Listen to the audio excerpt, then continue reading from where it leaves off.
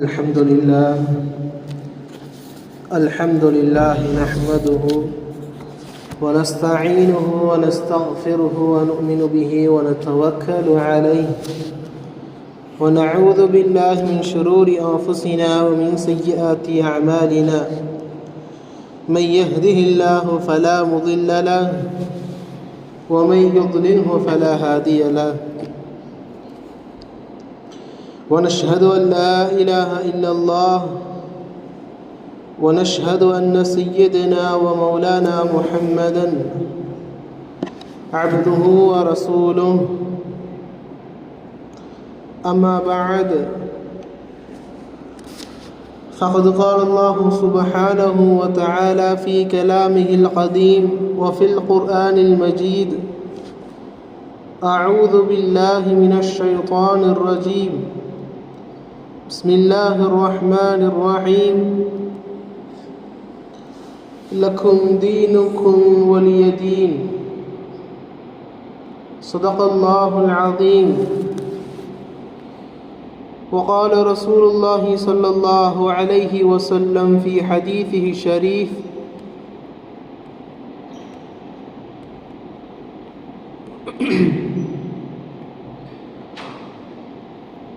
إن الدين يسر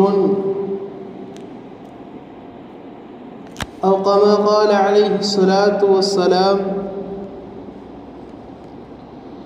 எல்லா புகழும் எல்லாம் வல்ல அல்லாஹ் ஒருவனுக்கே உரித்தாகட்டுமாக. ஊசிக்கும் நஃப்ஸி அவ்வலம் பித்தக்வல்லாஹ். மேலும் ஸலாத்தும் ஸலாமும் ஈருலகநாதர் சன்மார்க்க போதகர் நமது உயிரினும் மேலான கண்மணி நாயகம் முஹம்மதுர் ரசூலுல்லாஹ் ஸல்லல்லாஹு அலைஹி வஸல்லம் அன்னவர்கள் மீதும் அன்னலாரின் உத்தம சத்திய சஹாபாக்கள், தாபிஈன்கள், தபஅ தாபீன்கள், வழிமார்கள், சுஹதாக்கள், நாதாக்கள், நல்லோர்கள், மேலும் இங்கு வீற்றிருக்கும் நம் அனைவரின் மீதும் எல்லாம் அல்ல அல்லாஹுவின் அன்பும் அருளும் வற்றா கருணையும் என்றென்றும் நின்று நிலவட்டுமாக. ஆமீன்.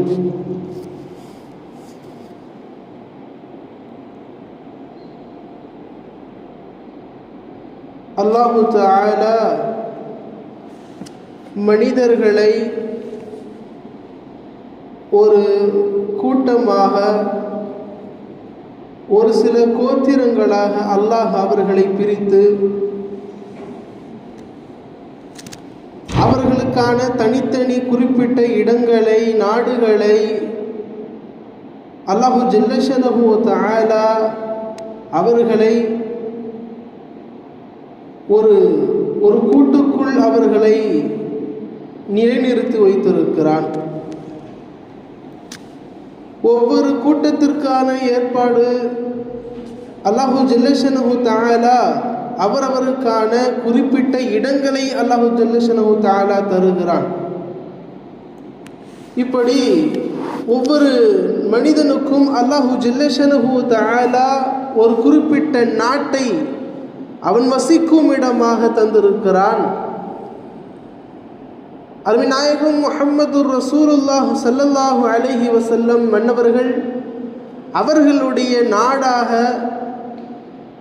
மக்காவை அல்லாஹு ஜல்லஷனஹு தஆலா ஆக்கி வைத்தான்.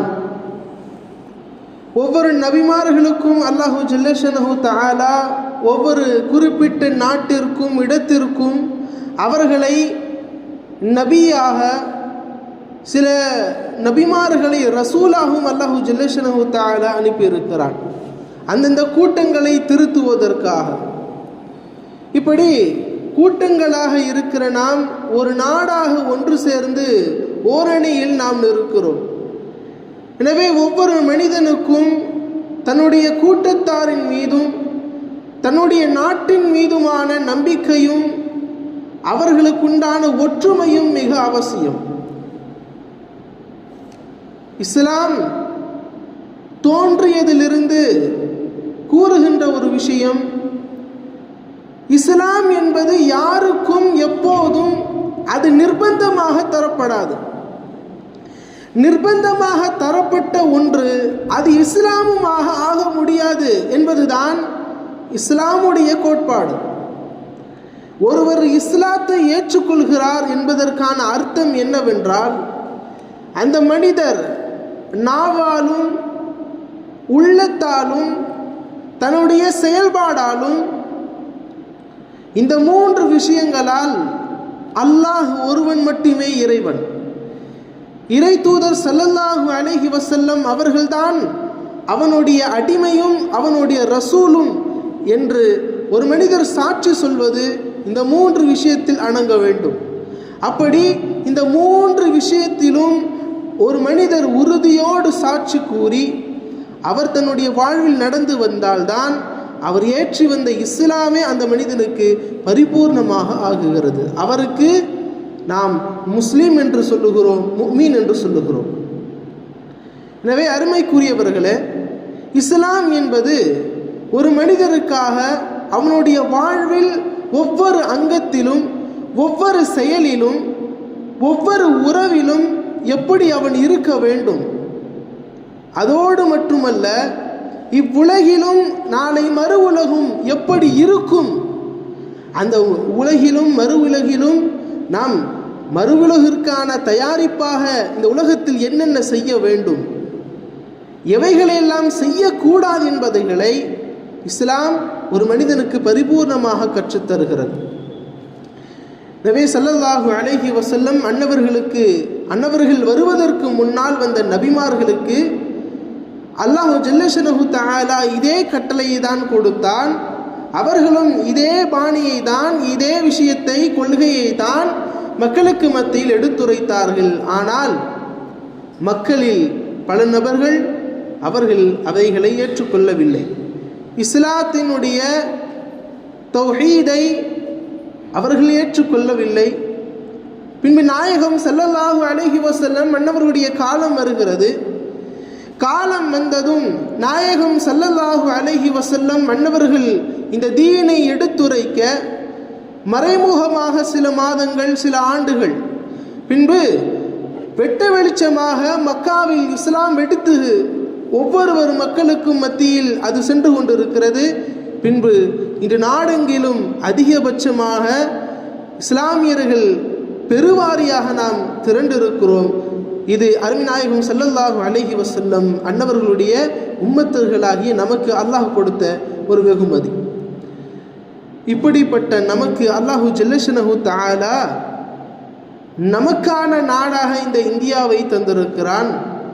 இந்த நாடு, இந்த நாட்டுப்பற்று என்பது ஒவ்வொரு மனிதனுக்கும் கட்டாயம் அவசியம். ஒவ்வொரு நாடிலும் இருக்கிற ஒவ்வொரு மனிதனுக்கும் அவரவருடைய நாட்டின் சுதந்திரமும் அவசியம், அந்த நாட்டினுடைய பற்றும் அவசியம், அந்த நாட்டின் ஒற்றுமை மிக அவசியம். நாயகம் ஸல்லல்லாஹு அலைஹி வஸல்லம் அன்னவர்கள் எந்த அளவிற்கு இஸ்லாத்தை நமக்கு போதித்து தந்திருக்கிறார்களோ அதே போலத்தான் இஸ்லாம் கூறுகிற ஒரு விஷயத்தில் ஒன்று, தன்னுடைய நாட்டை அவன் நேசிக்க வேண்டும் என்பது. ஸல்லல்லாஹு அலைஹி வஸல்லம் அன்னவர்கள் அவர்களுடைய அன்பிற்கும் பாசத்திற்கும் நிறைந்த அவர்களுடைய பிறந்த ஊர் மக்கா. அப்படி அவர்கள் ஓடி விளையாடி அவர்கள் வளர்ந்த அந்த ஊரை விட்டு அவர்கள் வெளியேறுகிற போது நாயகம் ஸல்லல்லாஹு அலைஹி வஸல்லம் அன்னவர்கள் கூறிய வார்த்தை நமக்கெல்லாம் தேசப்பற்று என்ன என்பதை நமக்கு விளக்குகிறது. ஸல்லல்லாஹு அலைஹி வஸல்லம் அன்னவர்கள் சொல்லுகிறார்கள், வல்லாஹி இன்னகி லகைரு அர்தில்லாஹ், வல்லாஹி அல்லாஹ்வின் மீது சத்தியமிட்டு கூறுகிறேன், இன்னகி லகைரு அர்தில்லாஹ், அல்லாஹ்வினுடைய பூமிகளில் நீ சிறந்தவர். வஅஹப்பு அர்தில்லாஹி இலல்லாஹ், அல்லாஹ்வின் பக்கமும் இந்த பூமியில் ஒரு எந்த நாடு சிறந்தது என்று சொன்னால் அது நீதான். வலவுலா அன்னனி உஹ்ரிஜ்து மின்க மா ஹரஜ்து, இந்த நாட்டை விட்டு மட்டும் நான் வெளியேற்றப்படவில்லை என்றால் நான் வெளியேற மாட்டேன் என்றார்கள் ஸல்லல்லாஹு அலைஹி வஸல்லம். அப்படி என்றால் இந்த நாடு எனக்கு அவ்வளவு நேசத்திற்கு உரியது. இந்த நாட்டின் மீது நான் நேசம் வைக்கிறேன், என்னாலும் நேசம் வைப்பேன் என்பதுதான் ஸல்லல்லாஹு அலைஹி வஸல்லம் அன்னவர்கள் கூறுகிற ஒரு அற்புதமான ஒரு விஷயம். அவர்கள் சொன்ன வார்த்தைகளில் இது. நாயகம் ஸல்லல்லாஹு அலைஹி வஸல்லம் அவர்கள் பிறந்த ஊரான மக்காவை அவர்கள் தன்னுடைய அன்பிற்கும் பாசத்திற்கும் நெருக்கமாக வைத்திருந்தார்கள். அந்த நாட்டை விட்டு வெளியேறி செல்லுகிற போது, துரத்தி அடிக்கிற போது, அவர்கள் அந்த நாட்டை விட்டு போகிற போது சொல்லுகிற வார்த்தை என்ன? இந்த நாட்டை விட்டு நான் வெளியேற்றப்படவில்லை என்றால் இந்த நாட்டை விட்டு நான் வெளியேற மாட்டேன், இந்த நாட்டினுடைய உரிமையை நான் விட்டுத்தர மாட்டேன் என்பது நாயகம் ஸல்லல்லாஹு அலைஹி வஸல்லம் அன்னவர்கள் கூறுகிற செய்தி. எனவே அருமைக்குரியவர்களே, நம் நாட்டினுடைய நாட்டுப்பற்றும் நம் நாட்டினுடைய நேசமும் மிகவும் உயர்ந்தது. அதனை பேணி காக்க வேண்டும் என்பது அருமைநாயகம் ஸல்லல்லாஹு அலைஹி வஸல்லம் அன்னவர்கள் நமக்கு காட்டித்தந்த ஒரு அற்புதமானது ஒரு சுன்னத். அதையும் நாம் பின்பற்றி தான் வந்திருக்கிறோம், இனியும் பின்பற்றுவோம், எக்காலமும் பின்பற்றுவோம். அருமைக்குரியவர்களே, என்னதான் நாம் இந்த நாட்டில் பல சமயங்களில் நம்முடைய உயிரைகளை கூட துச்சமாக நாம் எண்ணி பல நேரங்களில் நமது உயிரை கூட பார்க்காமல் இந்த தேசத்திற்கான நாட்டுப்பற்றை கொடுத்தவர்கள் ஏராளமானோர் நம்முடைய முன்னோர்களில் இருக்கிறார்கள். இந்த நாட்டிற்காக உயிர் தியாகம் செய்தவர்களில் பெருவாரியான பட்டியல்களை எடுக்கிற போது அவர்களில் இஸ்லாமியர்கள் வருவதை பார்க்கிறோம். இஸ்லாமியர்கள் வெறுமனே அவர்களுடைய உயிரை மட்டுமல்ல, அவர்களுடைய பொருளாதாரத்தையும் தந்திருக்கிறார்கள் என்பதை பார்க்கிறோம். எந்த அளவிற்கு என்றால், சில நபர்கள் இன்றளவுக்கு நாம் பார்க்கிற போது சுதந்திரத்திற்காக போராடி ஏராளமான இஸ்லாமியோருடைய குடும்பத்தார்களுடைய பின்னணி தற்போது நிலைமையை நாம் பார்க்கிற போது அவர்கள் சுதந்திரத்துக்கு முன்னால் எவ்வளவு பொருளாதாரத்தினால் அவர்கள் கோலோங்கி அவர்கள் நின்றிருந்தார்களோ அதற்கு அப்படியே மாற்றமாக இன்று அவர்கள் பொருளாதாரத்தில் வீழ்ச்சியில் இருக்கிறார்கள் என்பதை பார்க்கிறோம். ஆனாலும் இன்று போய் நாம் அவர்களிடத்தில் கேட்டால், உங்களுடைய முன்னோர்கள் இந்தியாவிற்காக இப்படியெல்லாம் தியாகம் செய்தார்களே, உங்களுக்கு ஏதேனும் மனக்கவலையா, இதை பற்றி நீங்கள் என்ன சொல்லுகிறீர்கள் என்று சொல்லுகிற போது அவர்கள் பெருமையோடு தான் கூறுவார்கள், இந்த இந்தியாவிற்காக எங்களுடைய முன்னோர்கள் உழைத்தது, இந்த இந்தியாவிற்காக எங்களுடைய பொருளாதாரத்தை கொடுத்ததும், உடல் உழைப்பை கொடுத்ததும், எங்களுடைய போராட்டத்தில் உயிரை கொடுத்ததும் எங்களின் பெருமையை என்பார்கள். காரணம், நம்முடைய மக்களுடைய மனதில் இந்தியாவினுடைய பாசமும் நேசமும் அவ்வளவு அதிகம். இப்படி இருக்கிற இந்த இந்தியாவிற்கான மற்றொரு பெயராக நாம் சொல்லுகிற ஒரு விஷயம், மற்றொரு பாராட்டும் கூட, இது ஒரு சுதந்திர இந்தியா என்று தான் கூறுகிறோம். இங்கு யார் வேண்டுமானாலும் எந்த மதத்தையோ எந்த கருத்தையோ தன் சுதந்திரத்தோடு கூற முடியும். இந்த கருத்தை நீங்கள் கூறக்கூடாது, இந்த மதத்தை நீங்கள் பின்பற்றக்கூடாது என்று சொல்வதற்கு எந்தவித சட்டங்களிலும் இடங்கள் கிடையாது. பிற மதத்தை கேலியாக பேசுவதும் அந்த மதத்தை பற்றியவர்களையான கொச்சையான வார்த்தை பயன்படுத்துவதையும் நம்முடைய இந்தியாவினுடைய சட்டங்கள் அதனை எதிர்த்து அதனை பதிவிடுகிறது. எனவே அருமைக்குரியவர்களை, இப்படியெல்லாம் இருக்கிற காலகட்டத்தில், எல்லா காலகட்டத்திலும் இருக்கிற சில நயவஞ்சகர்கள் போல, எல்லா காலகட்டத்திலும் இருக்கிற சில தவறான எண்ணம் கொண்டவர்கள் போல இன்றளவும் நம்முடைய காலகட்டத்தில் சில தவறான எண்ணம் உடையவர்கள் இருக்கத்தான் செய்கிறார்கள். இஸ்லாம் எந்த அளவிற்கு நமக்கு இந்த நாட்டினுடைய பற்றை பற்றி கூறுகிறதோ, அந்த நாட்டினுடைய பற்றை சில மத துவேஷிகள் அவர்களை தவறாக பயன்படுத்துவதை நாம் பார்க்கிறோம். சில நேரங்களில் சில இஸ்லாமியர்கள் செல்லுகிற போது அவர்களை சில மந்திரங்களை நீங்கள் கூற வேண்டும் என்று அவர்களை நிர்பந்திப்பது எந்த அளவிற்கு நியாயம்? சில நேரங்களில் அவர்களை கேவலமாக பிற மக்களுக்கு மத்தியில் அவமானப்படுத்துவது எவ்வளவு மோசம். வெறுமனே சில மாட்டிறைச்சிக்காக எல்லாம் உயிர்களை கொள்ளுகிற காலம் நம்முடைய நாட்டில் நடந்து கொண்டுதான் இருக்கிறது. இன்னும் சொல்ல போனால், இந்த இந்தியா சுதந்திர இந்தியா என்று நாம் சொன்னாலும் கூட அவ்வப்போது அந்த சுதந்திரங்கள் இஸ்லாமியர்களுக்கும் சில மக்களுக்கும் அதனை பறிக்கப்படுவதை நம் கண்களால் நாம் பார்க்க முடிகிறது.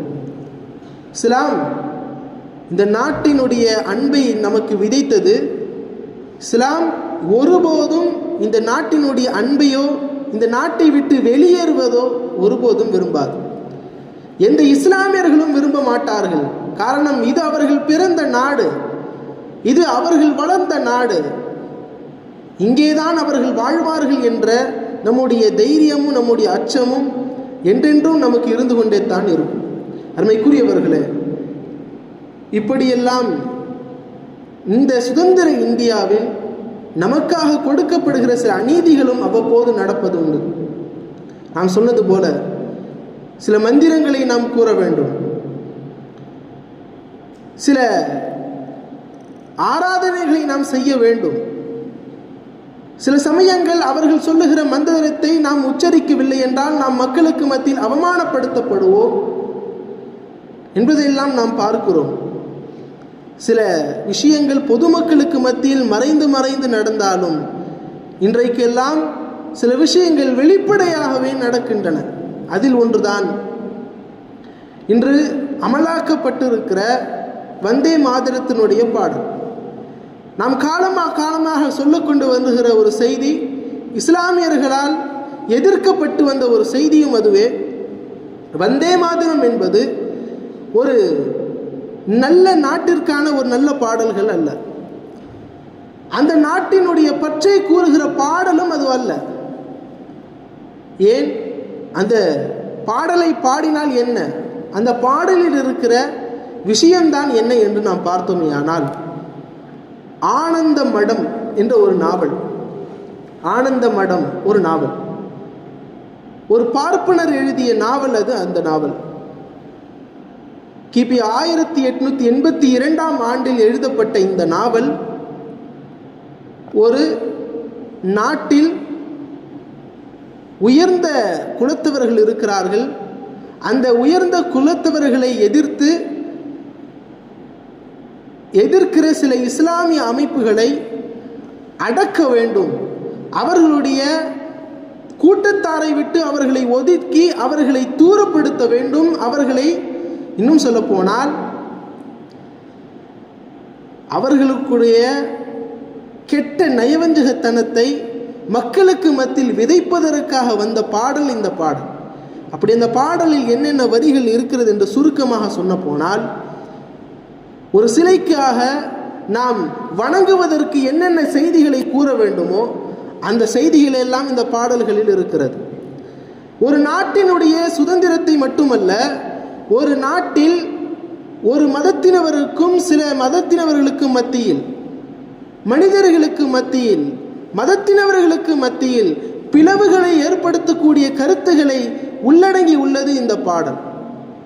எனவேதான் இன்று மட்டுமல்ல, சுதந்திர இந்தியா சுதந்திரமாக ஆகுவதற்கு முன்னால் 1946க்கு முன்னாலிலிருந்து இஸ்லாமிய அமைப்புகளும் சில நல்ல எண்ணங்கள் கொண்ட அமைப்புகளும் எதிர்த்த ஒரு பாடல் இந்த பாடல்.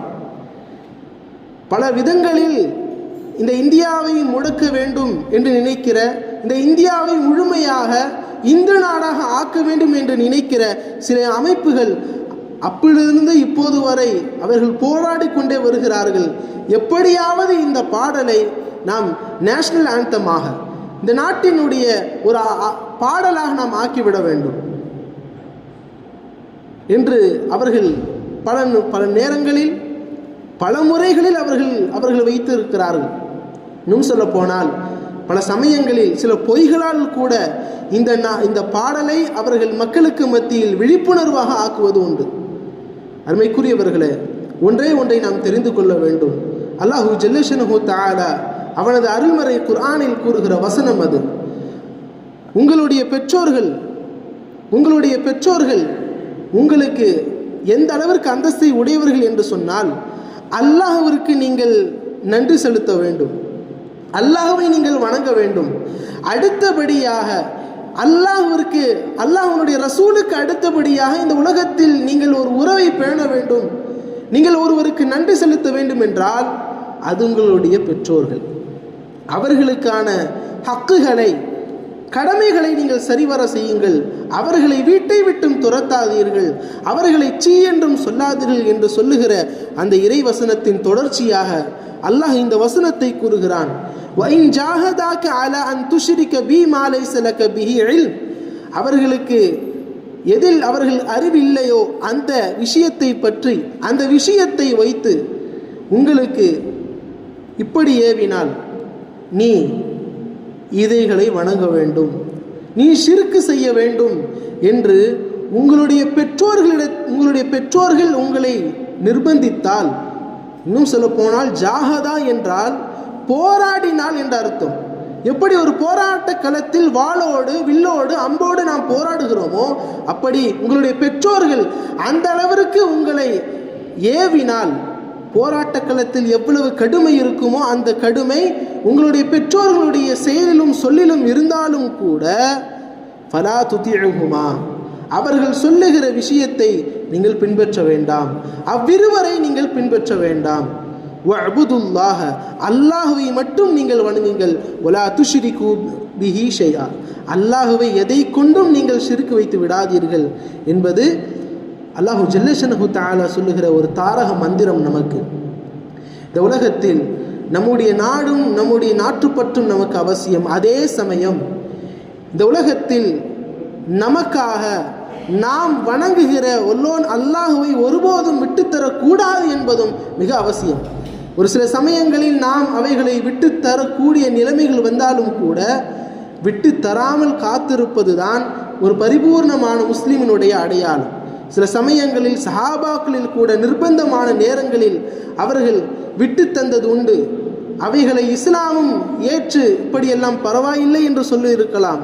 அருமைக்குரியவர்களே, அவர்கள் சந்தித்த நிலைமைகள் வேறு, நாம் சந்திக்கிற நிலைமைகள் வேறு. எந்த நேரத்திலும் எல்லா காலத்திலும் வல்லோன் அல்லாஹுவையும் ரசூலையும் விட்டுக் கொடுக்காத முஸ்லீமாக நாம் வாழ வேண்டும்.